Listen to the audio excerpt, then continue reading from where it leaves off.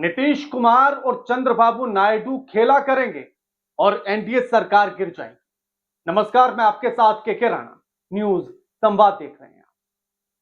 नीतीश कुमार, चंद्रबाबू नायडू, जयंत चौधरी और चिराग पासवान सब बीजेपी से बगावत कर लेंगे और एनडीए सरकार गिर जाएगी, ऐसा संजय सिंह ने कहा है। और आखिर बगावत किस बात पर कर लेंगे, यह भी आपको समझना चाहिए। यह है वक्फ बिल को लेकर। आप सोचिएगा कि वक्फ बिल कब पेश किया गया सदन में, उसके बाद कब उसे जेपीसी के लिए भेजा गया और उसके बाद कब तक जेपीसी की रिपोर्ट आनी थी और अभी तक रिपोर्ट आखिर क्यों नहीं आई। क्योंकि देखिए, सारी बात तो हम बताएंगे नहीं, कुछ चीजें आप भी मेहनत कीजिए और गूगल करिए कि कब तक रिपोर्ट आनी थी और कब रिपोर्ट आएगी, और नहीं आई तो क्यों नहीं आई, और फिर कमेंट करके जरूर बताइएगा। लेकिन इसी के साथ जो संजय सिंह ने कहा उसको सुनना बड़ा जरूरी है। संजय सिंह ने कहा कि अगर बीजेपी वक्फ बिल को लेकर आती है तो उसी दिन एनडीए की सरकार गिर जाएगी। बीजेपी सरकार से हाथ धो बैठेगी, क्योंकि चिराग पासवान, चंद्रबाबू नायडू, नीतीश कुमार और साथ ही जयंत चौधरी सभी ने अल्टीमेटम दे दिया है। और अल्टीमेटम यह दे दिया है कि अगर कुछ भी छेड़छाड़ हुई, कुछ भी गलत हुआ, तो फिर सरकार से समर्थन वापस ले लिया जाएगा। क्योंकि याद कीजिए, लोकसभा चुनाव से पहले बीजेपी लगातार इस बात का प्रचार कर रही थी कि मुसलमानों को जो आरक्षण दिया जाएगा या देने की बात हो रही है, वो नहीं दिया जाएगा किसी भी कीमत पर। लेकिन जैसे ही परिणाम सामने आते हैं, नतीजे सामने आते हैं 2024 के लोकसभा चुनाव के, उसके तुरंत बाद चंद्रबाबू नायडू की पार्टी के नेता कहते हैं कि मुसलमानों को जो आरक्षण हमारी पार्टी दे रही थी वो देते रहेंगे, उसे कोई नहीं रोक सकता। तो जब बीजेपी अपने सहयोगी दल को नहीं रोक पा रही है, और चंद्रबाबू नायडू भी इस बात को जानते हैं कि अगर बीजेपी के कहने पर आरक्षण वापस ले लिया तो जमीन खिसक जाएगी हमारी, कुछ भी छेड़छाड़ हुई, कुछ भी गलत हुआ, तो फिर सरकार से समर्थन वापस ले लिया जाएगा। क्योंकि याद कीजिए, लोकसभा चुनाव से पहले बीजेपी लगातार इस बात का प्रचार कर रही थी कि मुसलमानों को जो आरक्षण दिया जाएगा या देने की बात हो रही है, वो नहीं दिया जाएगा किसी भी कीमत पर। लेकिन जैसे ही परिणाम सामने आते हैं, नतीजे सामने आते हैं 2024 के लोकसभा चुनाव के, उसके तुरंत बाद चंद्रबाबू नायडू की पार्टी के नेता कहते हैं कि मुसलमानों को जो आरक्षण हमारी पार्टी दे रही थी वो देते रहेंगे, उसे कोई नहीं रोक सकता। तो जब बीजेपी अपने सहयोगी दल को नहीं रोक पा रही है, और चंद्रबाबू नायडू भी इस बात को जानते हैं कि अगर बीजेपी के कहने पर आरक्षण वापस ले लिया तो जमीन खिसक जाएगी हमारी, चाहे नीतीश कुमार हो, चाहे जयंत चौधरी हो, चाहे चिराग पासवान हो, चाहे चंद्रबाबू नायडू हो, सभी का एक बड़ा वोट बैंक मुस्लिम है।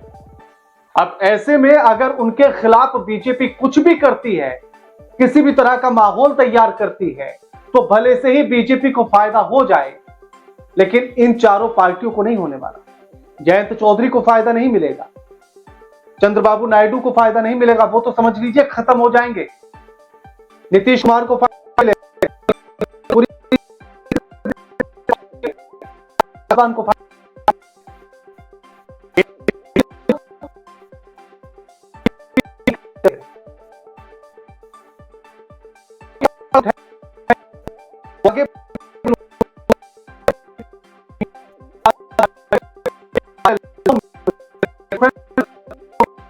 कुछ का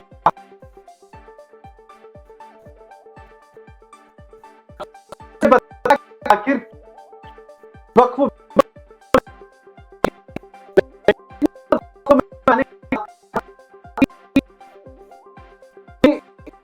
रही है कि भैया वक्फ बिल हम लेकर आएंगे और जो वक्फ बिल की जमीनें हैं उनसे हम पैसा कमाएंगे।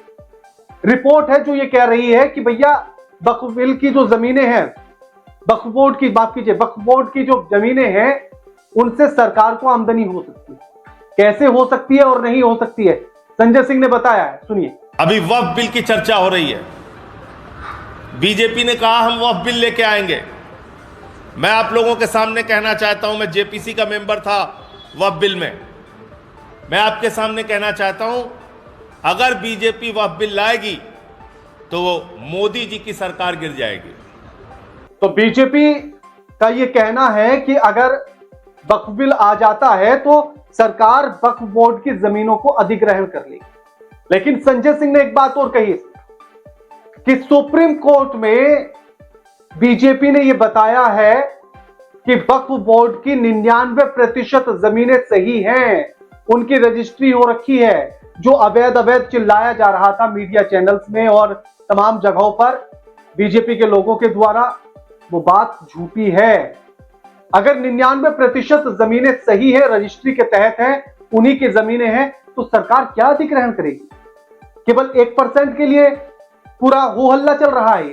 सुनिए संजय सिंह ने क्या कहा। अगर बीजेपी वक्फ बिल लेके आएगी तो मोदी सरकार गिर जाएगी, क्योंकि चंद्रबाबू नायडू ने, नीतीश कुमार ने, चिराग पासवान ने, जयंत चौधरी जी ने, सब ने मिलके अल्टीमेटम दे दिया है। और क्यों दिया है? क्योंकि इनकी जमीन अपनी खिसकने लगी है। इनको लगने लगा है कि हमारा जनाधार खिसक जाएगा।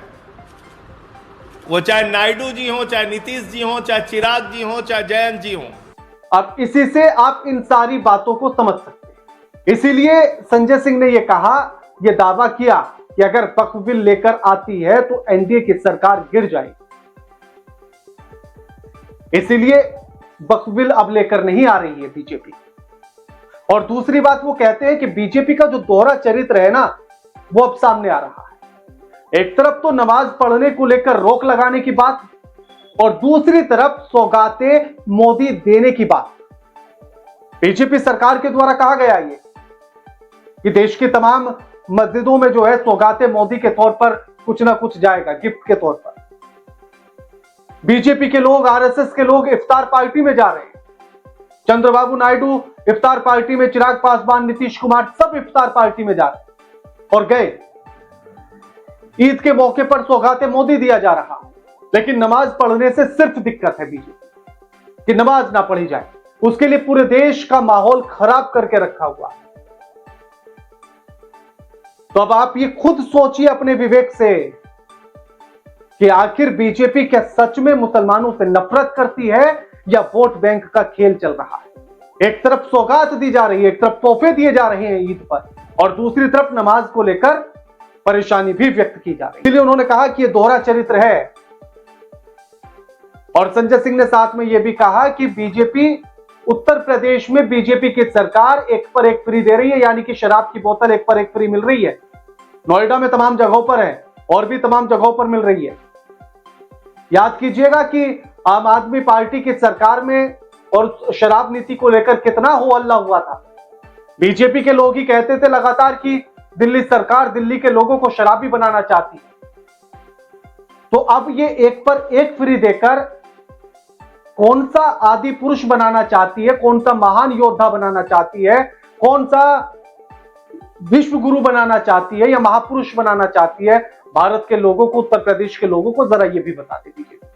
बार बार सच्चर कमेटी का जिक्र होता है।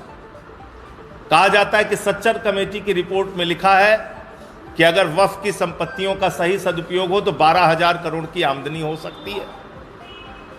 तो मैंने कहा इसमें ज्यादा मेहनत करने की जरूरत नहीं, एक नीरव मोदी को पकड़ के लाओ, 20,000 करोड़ वसूलो उससे, 12,000 करोड़ वक्फ को दे दो, 8,000 करोड़ रुपए अपने पास रखो। और आमदनी कैसे हो सकती है? वक्फ की जमीनों में मस्जिदें हैं, तो क्या ईसा की नमाज के लिए, जोहर की नमाज के लिए, मगरिब की नमाज के लिए टिकट लगाया जाएगा मस्जिदों में? वक्फ की जमीनों में कब्र है, तो कब्र में दफनाने के लिए क्या वहां टिकट लगाया जाएगा? इमाम बाड़े हैं, क्या वहां टिकट लगाए जाएंगे? कैसे आमदनी है, मुझे नहीं समझ में आ रहा। दूसरी बात, जिस सच्चर कमेटी की रिपोर्ट का आप हवाला दे रहे हैं, उसी सच्चर कमेटी की रिपोर्ट में लिखा हुआ है कि लगभग 356 संपत्तियां इस देश के अंदर ऐसी हैं जहां पे सरकार ने कब्जा कर रखा है, और उसको खाली कराई जानी चाहिए। तो हाफ ट्रूथ यानी कि अर्ध सत्य नहीं बोलना चाहिए। या फिर उत्तर प्रदेश में एक पर एक फ्री अगर शराब की बोतल मिलेगी तो आप योद्धा हो जाएंगे उसे पीकर, और दिल्ली में मिलेगी तो आप शराबी हो जाएंगे, बेवड़े हो जाएंगे। माइनॉरिटी अफेयर्स मिनिस्ट्री ने हमारी कमेटी के सामने आके स्वीकार किया था कि सुप्रीम कोर्ट में मोदी जी की सरकार ने शपथ पत्र दिया है कि पूरे देश में जितनी भी वक्फ की संपत्तियां हैं उसमें से 99% संपत्तियां रजिस्टर्ड हैं, पंजीकृत हैं और ऑनलाइन हैं। तो अब इस पर भी सवाल पूछा जाना चाहिए कि क्यों भैया, क्यों एक पर एक फ्री दे रहे हैं आप? यह है दोहरा चरित्र बीजेपी का। देखिए, ये भारतीय जनता पार्टी का दोहरा चरित्र है। एक तरफ आप कहते हो कि सौगातें मोदी हम बांटेंगे, 32,000 मस्जिदों में 32 लाख किट पहुंचाएंगे, और दूसरी तरफ आप कहते हो कि हम नमाज नहीं पढ़ने देंगे। और साथ ही ये कहा गया कि 500 मीटर के दायरे में नवरात्र चल रहे हैं तो अब जितने भी बूचड़ खाने हैं वो बंद होंगे, लेकिन नवरात्रों में शराब की बोतल पर कोई रोक नहीं है। नवरात्रों में ही जो है एक पर एक फ्री मिलेगी। नवरात्रों में शराब पीना सही है क्या? संजय सिंह ने तो कहा कि जो रेस्टोरेंट मांस बेचते हैं उन पर भी रोक लगनी चाहिए, और हम स्वागत करेंगे इसका। सुनिए क्या कहा। हम लोग जानते नहीं है। अतुल सिंह जी हैं, महासचिव हैं हमारे इस अवध प्रांत के। अंकित जी हैं, ये हमारे सिवाय यूथ विंग के महासचिव हैं।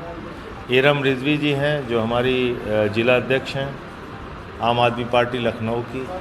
विनय पटेल जी प्रांतीय अध्यक्ष हैं अवध प्रांत के। दिनेश जी हमारे महासचिव हैं प्रदेश के। छवि जी हैं हमारी व्यापार प्रकोष्ठ की अध्यक्ष हैं उत्तर प्रदेश की। महन जी हैं हमारे शिक्षक प्रकोष्ठ के उत्तर प्रदेश के अध्यक्ष। शुरू करें। सभी पत्रकार बंधुओं को नमस्कार। आज कुछ महत्वपूर्ण विषयों पे आपसे बातचीत करने के लिए पत्रकार वार्ता बुलाई है।